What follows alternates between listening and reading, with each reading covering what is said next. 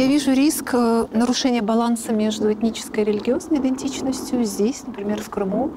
Вот тот баланс, который у нас был, то есть мы сегодня много говорили о 90-х годах, то есть он, конечно, потом, то есть мы видели вот эту вот эрозию этого баланса, но вот сейчас, мне кажется, мы подходим к этапу, когда вот нас ждут достаточно серьезные трансформации, потому что подрастает новое поколение, и вопрос идентичности, ответ на вопрос «кто я?», он может уже решаться не так, как это было раньше с предыдущим поколением. Найдем ли мы ответ, кто мы в будущем с точки зрения вот нашей социально-политической повестки? Я думаю, что будет как бы вопрос выбора политических наций, принадлежности к политическим нациям. Мы будем дополнением к кому-то? То есть мы опять потеряем субъектность?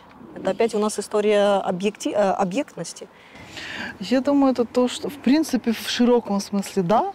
Но вот о том, о чем говорила Эльмира в самом начале, говоря о том, что да, мы будем определяться, кто мы в гражданском смысле.